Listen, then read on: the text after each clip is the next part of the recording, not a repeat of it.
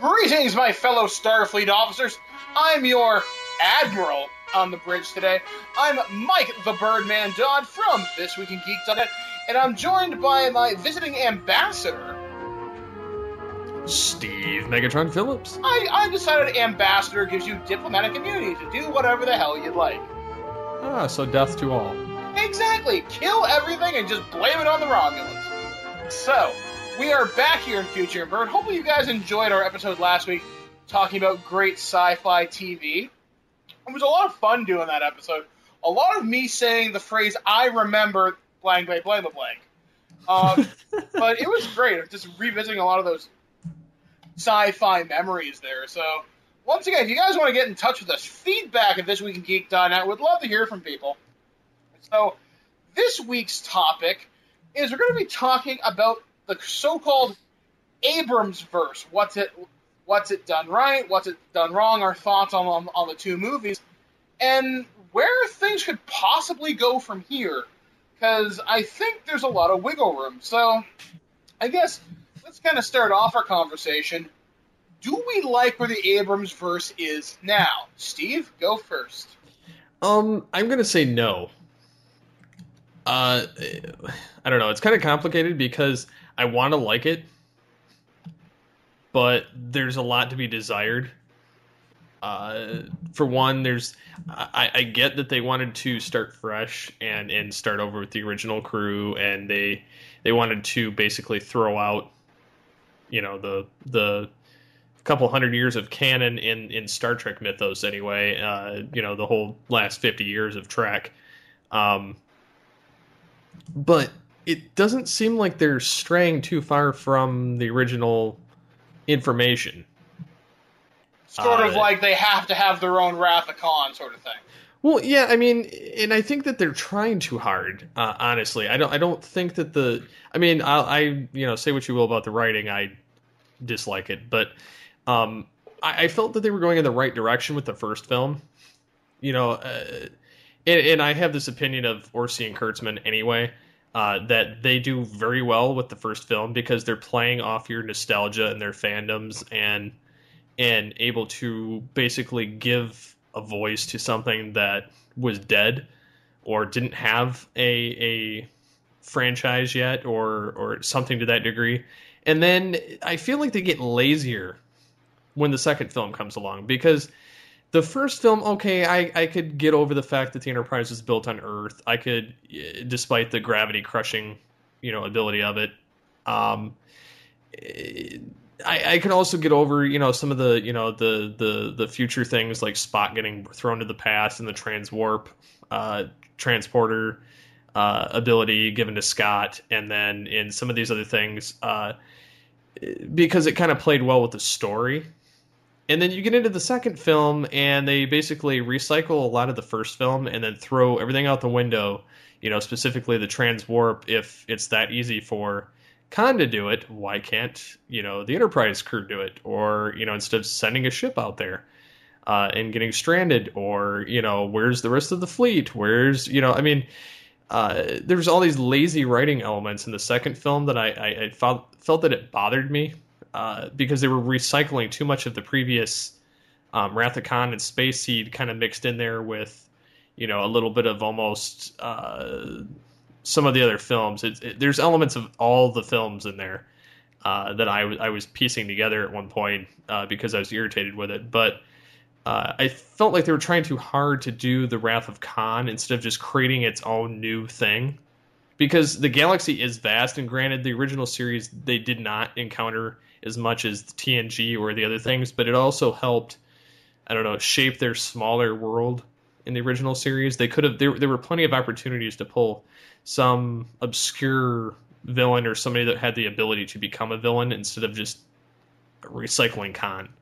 Yeah, I'm kind of the same mind where that's my wife's phone, who she needs to get in here and take it away. Now, please. Nice. I hate you. So, yeah, with the Abrams-Verse, the fact that they do have this new continuity to explore, I would love to see them explore something like the Tholians or something like that. they've only ever been seen as a spaceship, and there's like a Federation warning, like, don't fuck with these guys. Or, maybe introduce new versions of classic races. Now, we saw the Blingons. Oh, that was horrible. And they felt really forced in. Like, they could have used that opportunity to introduce a new kind of race. It would have been really cool to see what their version of the Andorians might look like. Or maybe, it would have been so cool if they went to the Gorn planet and dealt with them. Though, evidently, the video game for Star Trek is actually considered canon. And they fight like a Gorn queen or something. It's ridiculous. So when Spock's head blows up ridiculously big, it's actually a part of canon. It does happen. Yep. When glitches happen, it counts. Although not everything is bad though, because I felt the thing I like about the Abrams-Verse is it does feel kind of fresh. I think this is the reboot we need, but not the one we deserve. To kind of paraphrase that classic line, and the reason is a lot of sensibilities within the fandom now are different. We are not our parents. I think you and me, Steve, would kind of be the exception, because how old are you? I'm 28. Okay, I'm 33. So we're relatively close to the same age, and we kind of get our parents' Trek, because when we were born, in our lifetimes, we had the classic movies. We also saw the birth of TNG and all the spin-off series. We also saw the death of our Trek relatively up until the 2009 reboot. So, but younger fans, say fans born after 1994, which is like 20 years ago. That's crazy. I know, like, hell, do you want to feel really old? As of this episode recording, the N64 came out. Eagle now, just so you know. That's three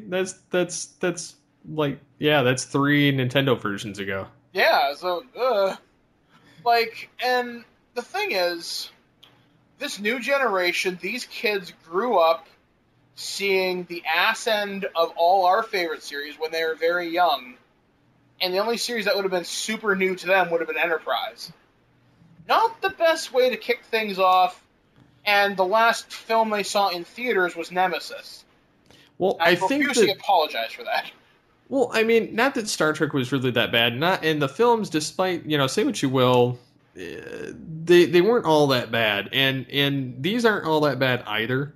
And I know it sounds like I'm hating on them, but if I want to watch a Star Wars movie, I'll watch Star Wars. And that's what the Abrams films feel like to me. There's no scientific thought. There's no, they try and wiggle their way around it, but there's nothing that's scientific about it. They feel like the prequel Star Wars to me. It does, but I can stand to watch these more. See, I like the prequels, but that's a discussion for a different day. Yeah, maybe we should do that eventually. Compare the classics with the modern, but yeah, the Abrams things. Not only does the lens flare thing bother me, but it's like watching Star Wars to me. There's you have the hyperdrive instead of warp drive. You have the little sparklies that follow the Enterprise when it goes. Instead of the light streaks, it's every little detail like that. I mean, even in the second film where they're underwater with the Enterprise, which should not be able to physically happen. There's just so many differences in the new trilogy, or in the new basically trilogy, that bother me. Even to the point of throwing in Spock in the second film, which is god awful. Yeah, that was like, hey guys, remember when we fought Khan? It was like showing that Spock couldn't think on his own.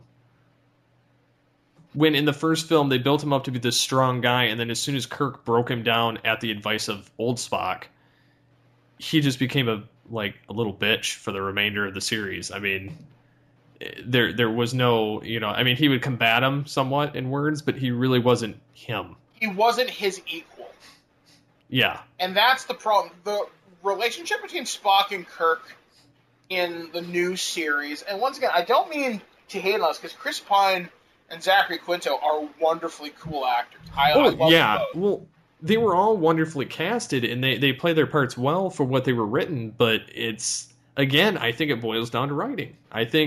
I'm not saying that Abrams did a terrible job directing. The only thing I wish he did less of was the lens flare thing, because it just bothered me, and some of the ILM elements of how things were animated I wish was done differently. But it's weird. I like certain directors, but there comes a point when their signature is all over everything.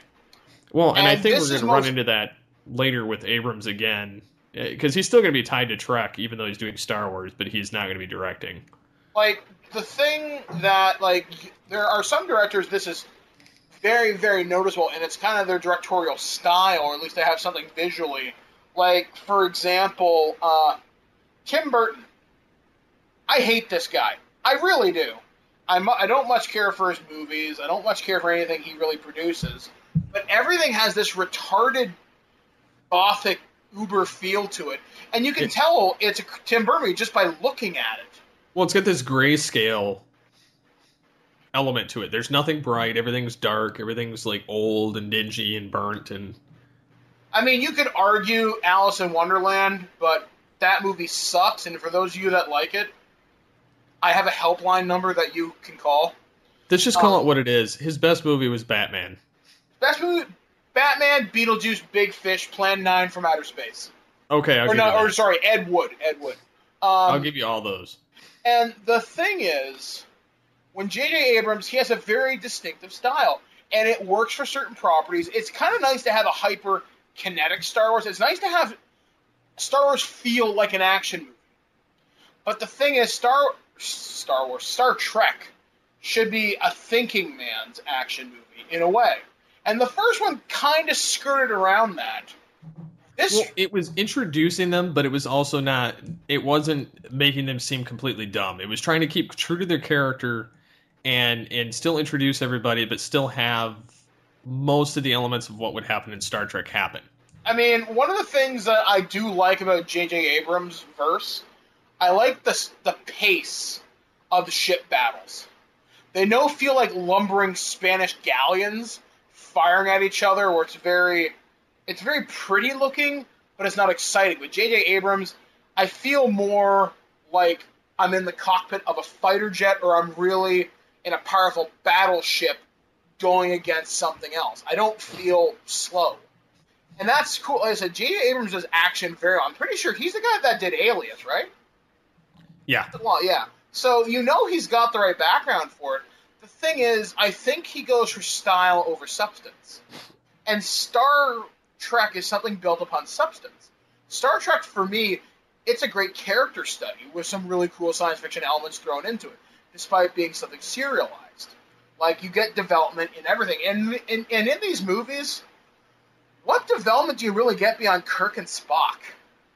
And even then, it's not, I don't feel like it's very much. Yeah, and that's really unfortunate, because you get a little bit out of Kirk and Spock in the darkness, but in the first one, I think you just got a lot more, and that comes down to Orci and Kurtzman. Once again, when they're given the first part of a franchise, it's awesome.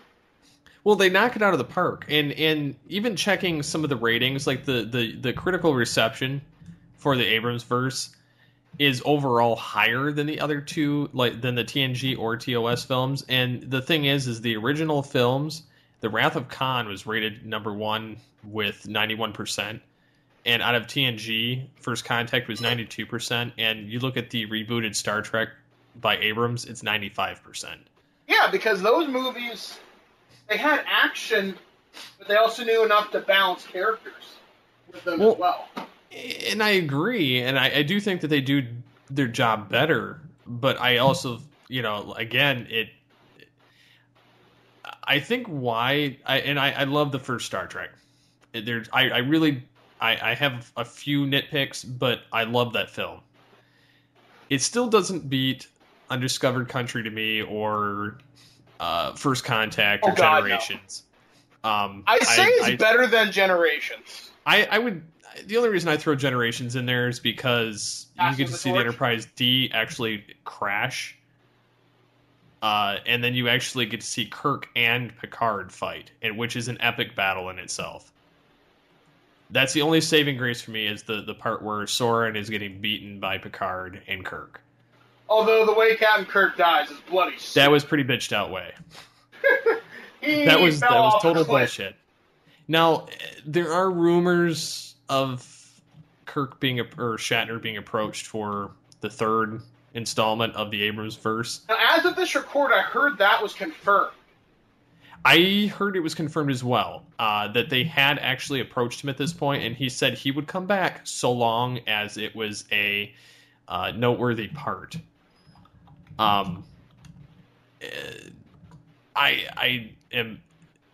He says he's very excited about it, more or less, but, again, anything can happen. And they're still trying to get Spock back, and I've had debate with a few people, and they're like, oh, he said he'll never do it again. I said, they always say they'll never do it again, and then they do. Yeah, when they back up the truck full of money to the house, yeah. And that's the exception to that rule would be like Christian Bale, where they said, we'll give you, $50 million to play Batman. He's like, no. And they did that to Robert Downey Jr., and he's like, sure. And that's the thing, though. I think if they lose Zachary Quinto as Spock, that's a huge loss to the rebooted franchise. Really, if they lose any of them? Yeah, none of them are really replaced. You could maybe minimize their roles, because Chekhov's been given nothing to do. Sulu's been given nothing to do. They had more in the first film than they did the second film. Yeah, they're there for exposition, and, oh yeah, I still work here. And Scotty had more to do in the second film than the first film, really. Mm-hmm. Besides floating through in a water tube. But yeah, I would be down for Shatner joining in Star Trek 3 again. I just would wonder to what degree, being that he was killed in Generations, and that, even though it's a completely different timeline, and I just don't see how that'd work with this, but I would watch it on purely the fact that Shatner's in it. Maybe they grab him off that planet, or they run into the Nexus, or they pluck him out of time or something. I don't know. Maybe the Nexus is like the infinite life zone of Mario. Actually, they just go into the warp tunnel and they just keep pulling him out. The Nexus would be a really good way to explain it. Because, even Guinan was still in the Nexus, even though she wasn't in the Nexus. Yeah, so a version of Kirk could survive, or even so, it seemed like multiverse could, with the Nexus, you could go anywhere at any time. You're not just limited to this reality. Throw this new crew into DS9. Oh, wait, they did that in the comics. Yeah, because Q joined in. Which is something we should kind of bring up. That there was a prequel. They should just have Q do it. Yeah, Q, or I think of other things. I think it'd be great if they had a crossover somehow with the rebooted track and bring in someone from TNG. I guarantee a Brent Spiner would do it. Well, what they should do is they should bring DS9. I would agree with you, except Avery Brooks is nuts. Have you ever seen any of? Have you seen any of his interviews? Just have Jamie Foxx replace him. Oh. No, that's not a bad call.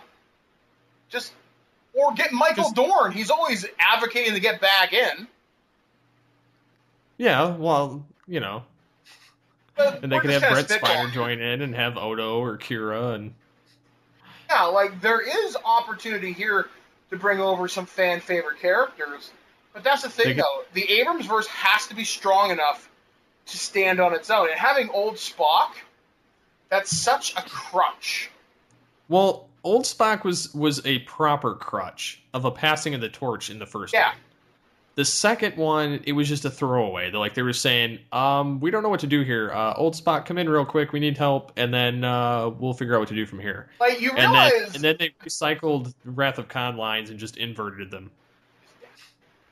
The thing is, with Spock in Into Darkness, he was basically a Who Wants to Be a Millionaire lifeline. Yeah. Phone a friend. It was ridiculous. And then the Super Blood was the 50-50. Pretty much. And the thing is, the Abrams-Verse... the Super Blood, they did that in Agents of S.H.I.E.L.D. Yeah. And better, arguably. I would say so. And that's the thing, though. Like, this series, this version of the verse, so to speak, does have a lot of potential. Like, the video games fleshed it out. Even Star Trek Online kind of mentions that the old universe still exists. Well, and there's still plenty of opportunity. I mean, look how many times the alternate realities have been touched on in all of the Star Trek series.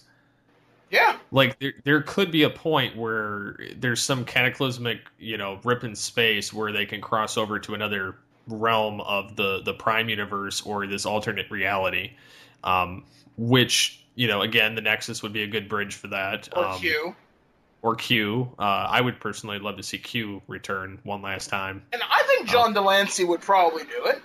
Well, I mean, the only thing that kind of makes me think that may or may not happen is they did that in the comics. They had the Q Gambit where he joins in, where Picard's an ambassador to Vulcan, and he says, "Oh, I like the new garb. It's very comfortable." And screws with him and says, Spock's not dead, right? And he's like, "Don't mess with the timeline." And Q's like, "Goodbye," and then goes into the alternate timeline to screw with Kirk and his crew. What? But and then sends them to DS9. But so I mean, I could see that happening too. I think that would be the most opportune moment to do that. Yeah, and maybe showing Kirk that maybe he ends up on the wrong path, and then Q's like, "Hey, this is old you.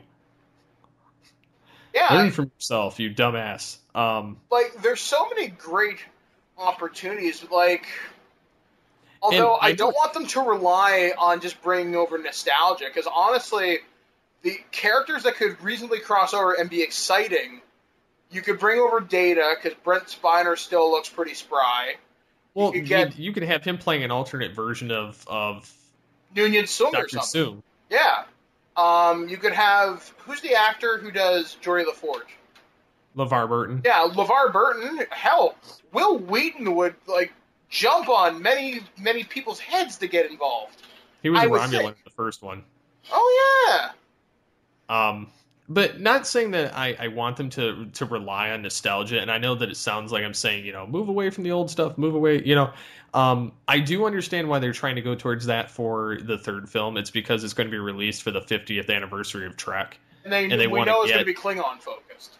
And it will, and they want to get Shatner and Nimoy in there, being that they're the last of the three. Survivors? The last of the Kirk, Spock, McCoy dynamic. And, I mean, you've got Uhura, you've got Sulu, you've got Chekhov still alive, but Chekhov's in Star Trek. Renegades. Which even that could, would be a nice pullover. But I understand why they want to get them in there for one last hurrah in case, they do pass away. Yeah, and it makes sense. Them rounding out their franchise of 50 years. So I totally get that. But I do think that they should also move in another direction where they can be finally free of the Prime universe. One thing that I think they could reasonably pull off is, like I said, maybe revisit an old species and give them kind of an update. I'd love to see a Gorn war. I'd love to see maybe things with the Andorians break down. I think the Tholians would be a great film. Yeah. Just we've because it'd be something different. Yeah. It would be like the old age Borg in a sense. I mean, totally different concept, but I mean, it would be that, they have their webs of ships. And I mean, another thing that they could reasonably pull off is, I will go on record saying this, I think the Abrams-Verse could handle the Borg.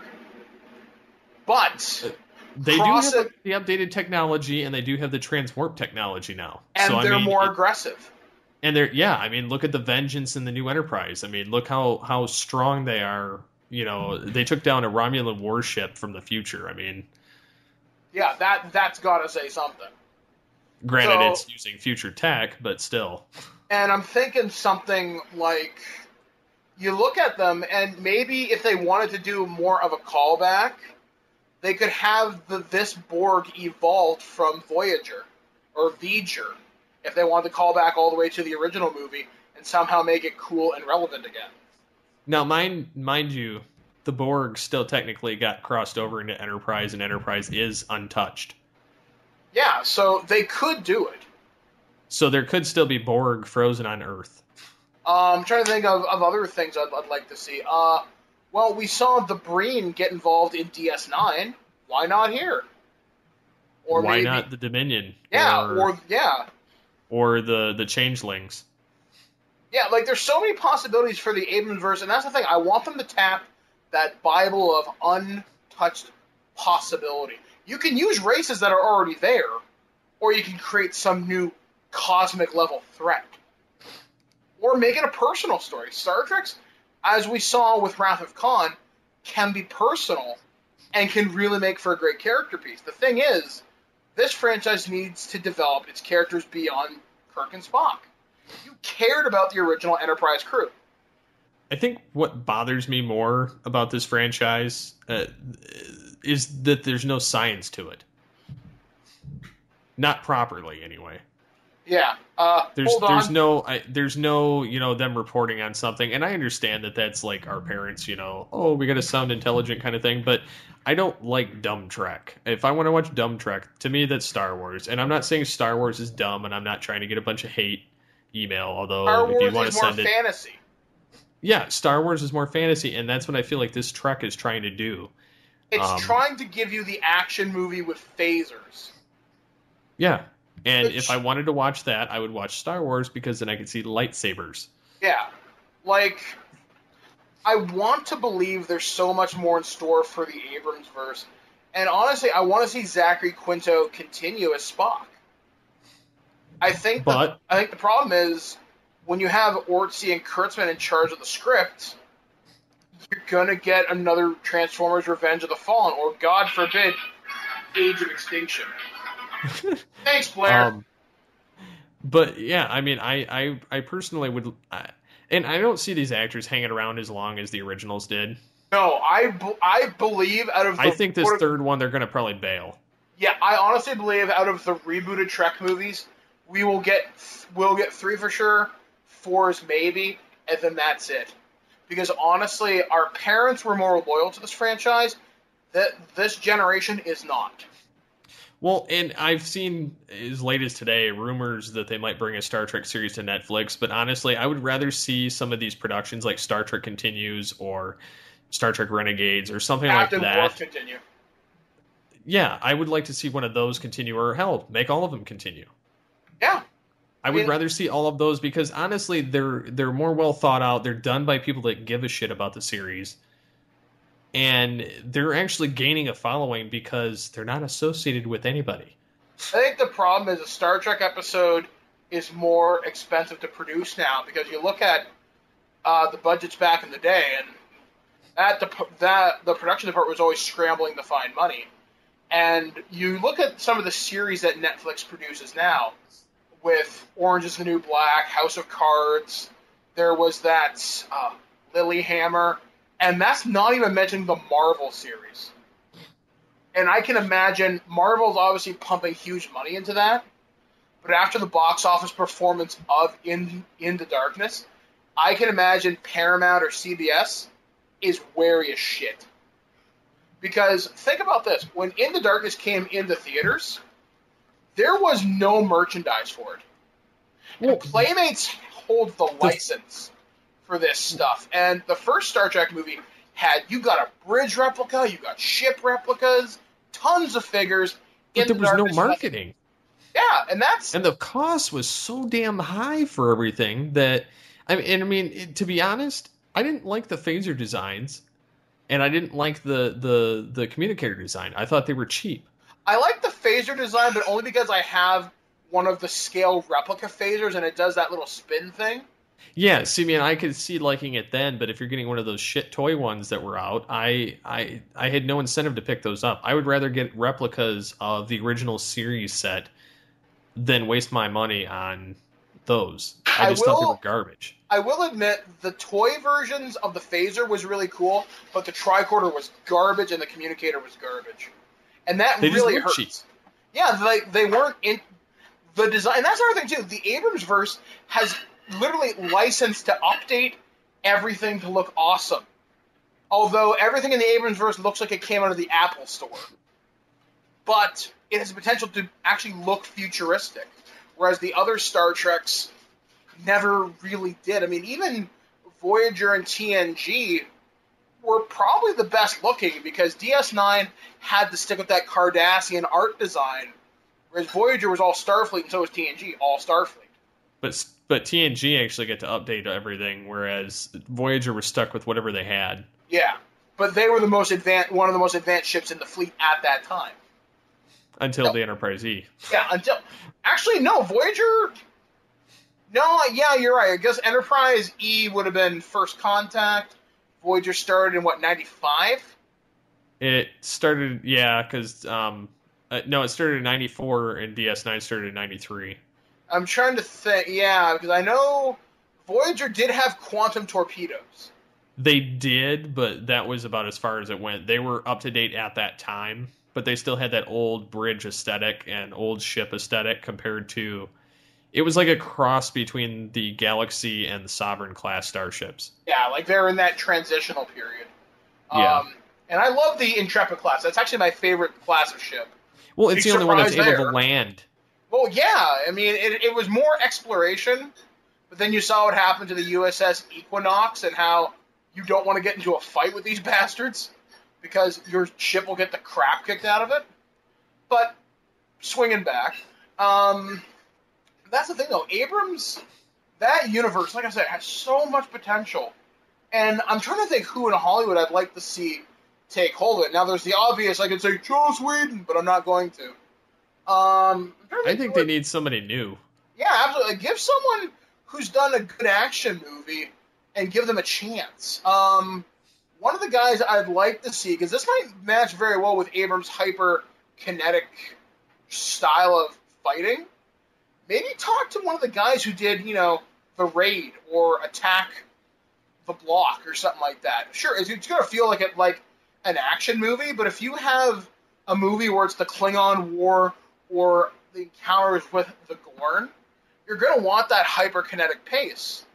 And that could be fun. You could really make Star Trek into an action movie if you wanted to, and yet it still be awesome at the same time.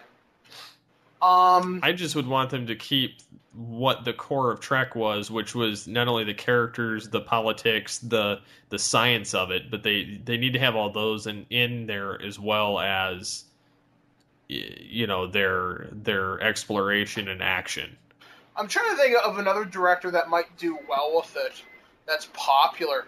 Maybe I could see a Christopher Nolan Star Trek if you wanted more of the character-centric version, and yet it would still have action, but it would have much higher stakes.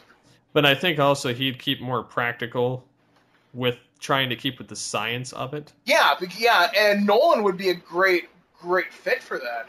Because he was a stickler in the Batman series for the science and technology of it.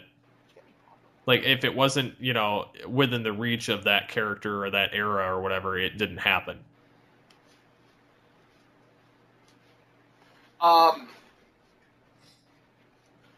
Sorry, lost my train of thought there. My wife was motioning to me who she wouldn't want to see take this. The worst person you could bring in on this is George Michael Lucas. Bay. Now, that being said, if Michael Bay handled the ship sequences with the strict stipulation your camera has to be pulled out. And I don't want to hear the boom. Yeah, I don't want the Inception. And slow motion. Yeah. See, slow motion could work depending on if you showed it as, like, say, a critical hit to a ship, showing the bridge blowing up or something like that. I'd be okay with that, but not for simple just gun battles. You know what I mean? Yeah. I want it to mean something. Thinking back to other... You know who would be really good? And I can't remember who did it. Have you ever seen the movie Children of Men? Yeah. Imagine that director doing a Star Trek where there's very minimal action. A real thinking man's Trek. That could be amazing. Or, you know what? Who might So be you really... mean almost kind of like, for the most part, how, the almost how the voyage home or the undiscovered country would be. Exactly. There was more thought and less fight. Yeah, and that could really work depending, because Star Trek, when it's at its best, can be amazing, like Measure of a Man and stuff like that. But for every Measure of a Man, we get a friggin' clip show, or a stupid Tasha Yar death. Or we get the lame ending to the lame ending to Voyager, but we also get really cool episodes like Best of Both Worlds and Reunification. The possibility is there to really make something. It would be really interesting to see what a war film might be like using Star Trek, except pull it back. Have the Enterprise not leading the fight, but being a support ship. And evacuating evacuees or trying to negotiate a peace treaty or something. I'd like to see an actual fleet. Yeah. Not a decimated fleet and not a one-on-one ship thing. I'd like to see more than one ship actually show up. You know what? I just have kind of like Best of Both Worlds, where you had a bunch of ships. Yeah, see, that's what I mean. If you brought the Borg into the Abrams-Verse, can you imagine the Battle of Wolf 359 on a movie budget? It would decimate everybody because there wouldn't be enough ships. There would be, first off, no dry seats in the house if you catch my drift, and people would need new pants. Because it would look so cool. So Kirk would become a Borg? Actually, I think that would almost be really, really interesting.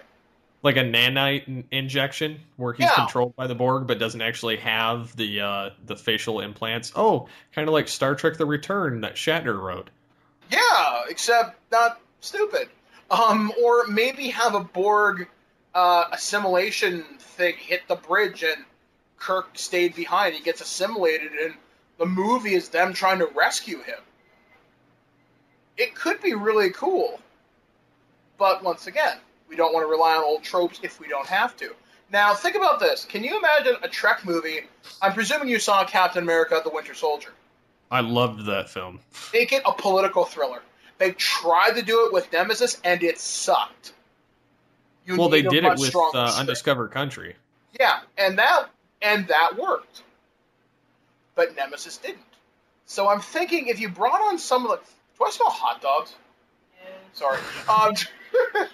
What the hell is that smell? You're horrible. Anyway, yeah, like, with the tech of today, the writers of today, and the directors, another thing they could do, give Jonathan Frakes a shot. He did First Contact. He also did Insurrection. Okay, not so awesome. If you get the right directors and the right script, could be really, really something special. And I'd like to see them expand the universe in the comic books, because there have been prequel series leading up to the Star Trek reboot, where it shows Data as the captain of the Enterprise, and Picard's an ambassador, and all this other stupid crap. And there's the prequel series that leads into Darkness as well, which I unfortunately didn't read. There is so much potential here to make this universe unique, to make it this generation's Trek, and I'm really afraid it's going to pass a lot of fans by. Because, for example, I want to use my wife as an example here. She hated TNG, hated the original series. She's giving me the finger right now. She loathes every time I would watch Voyager. She hates the theme song. That's all right. My wife hates all Trek. But here's the thing. When I took Blair to see the newer Trek stuff, didn't mind it. It's not something she would seek out, but if she went with me, it might be okay. And that's what I like. The fact that someone who hates Trek is willing to give it a chance because someone else is excited about it. And that's the thing, though. This generation, you can hype them up. Because you look at the Marvel movies, the ones that happened before, like, the Spider-Man movies were the ones that people really latched onto, and they dropped the ball with Spider-Man 3. But yet you come up with Iron Man a couple years later, and people were, oh my god, so hyped for that.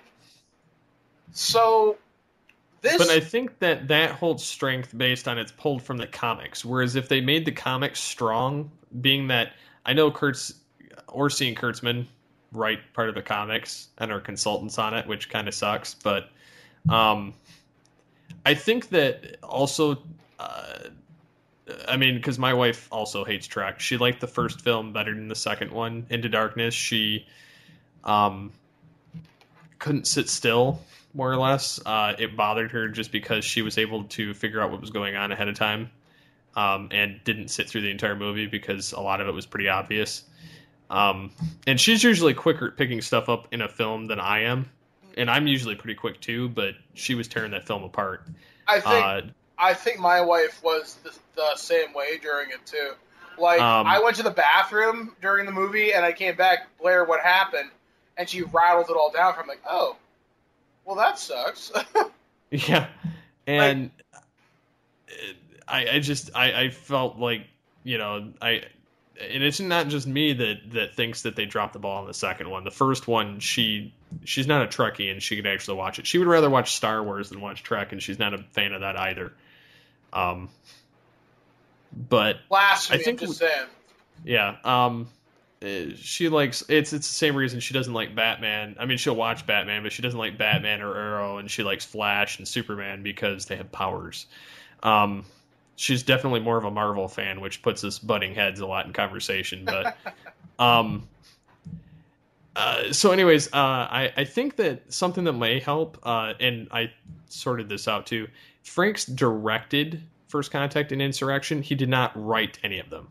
The screenplays and stories, Insurrection was done by Michael Piller as the screenplay, and the story was by Michael Piller and Rick Berman, whereas First Contact was Brandon Braga and Ron D. Moore, and the same two and Rick Berman for First Contact. So I think it would be kind of cool to see some of them come back to the fold. Yeah, get Jonathan Frakes, somebody that knows how to do a Star Trek film, get Brandon Braga and Ron Moore, and even if Rick Berman was a consulting producer or something. Well, especially get Moore, considering he did Battlestar Galactica. I think Braga did too, didn't he? Yeah. So if you really want to pull a political Trek or make it some really awesome shit, make this stuff happen. But Orci and Kurtzman are hot right now because of the Transformers franchise. Well, the funny thing is Brandon Braga did All Good Things and Relics, which are two fantastic episodes during exactly the my point. He also did These Are the Voyages, where they tied back into TNG, which I wouldn't say it's a perfect episode, but it was kind of a funny nod. Yeah. So it worked for how they had to abruptly end the show. So I mean, I don't know. I think that there's a lot of previous people that have been tied to the franchise that not necessarily are on screen that could be brought back to help. I kind of wonder if there's some burned bridges somewhere, or whether Abrams and the studios are like, no, you're doing this fresh. I think it's kind of a combination but I think the studio's having a lot more control over it, which is probably why Abrams was kind of ready to jump ship, more or less. Because I know that he wanted to do his own TV series, and he wanted to tie the films to the TV shows, which, look what Marvel did. I bet CBS and Paramount are biting themselves in the ass now, but, yep. And so Abrams has now jumped ship over to Star Wars, which, he's still a producer on the next film, but Orci is directing. He's one of the co-writers along with J.D. Payne and Patrick McKay, which I'm not familiar with those guys.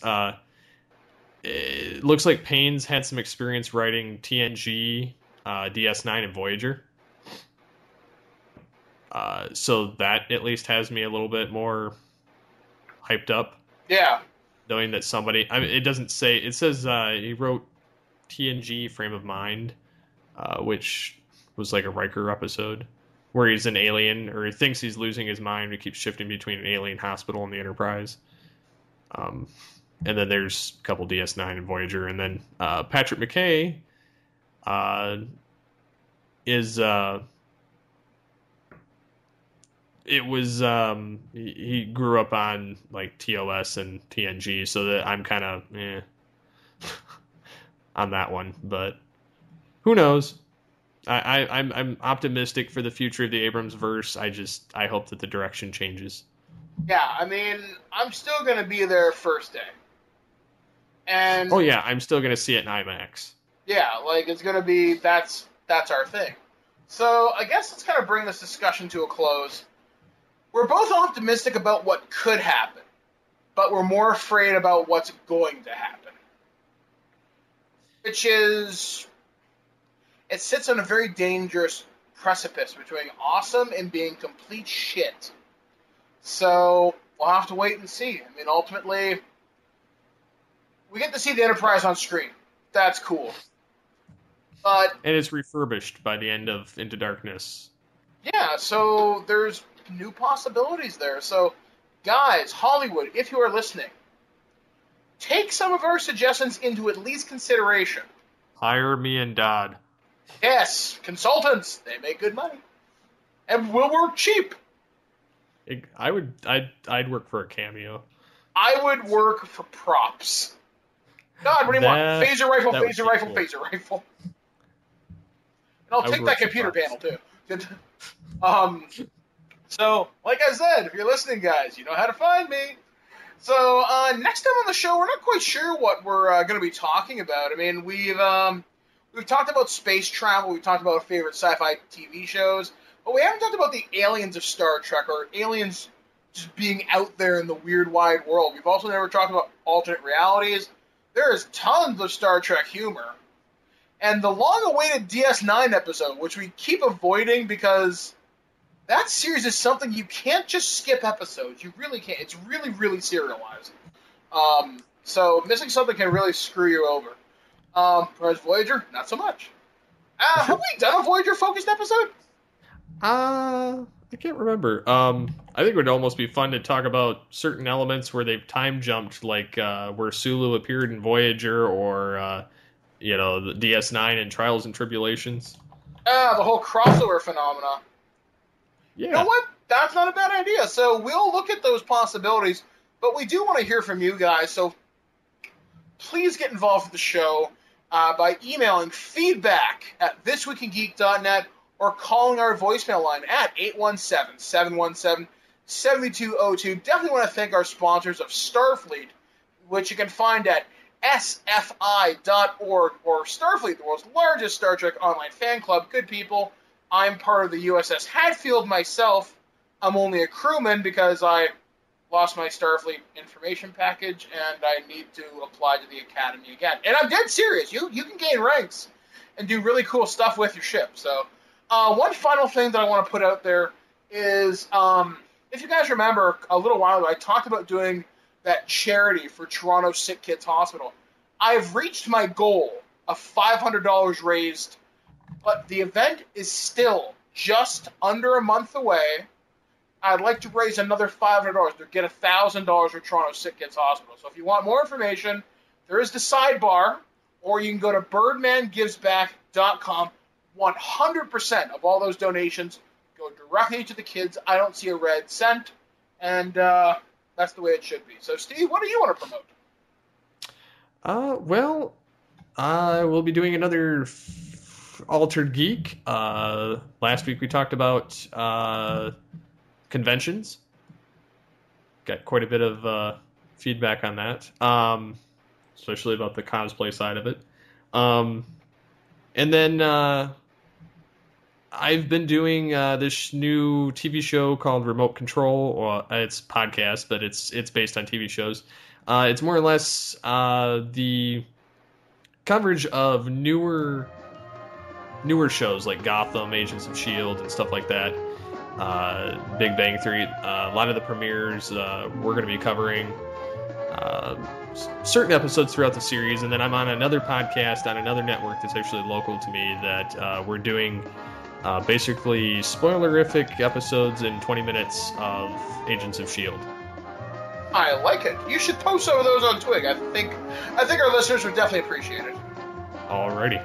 All right, guys. So for Future Imperfect, we have been Steve Megatron Phillips. And I've been Mike the Birdman Dodd saying, live long and prosper.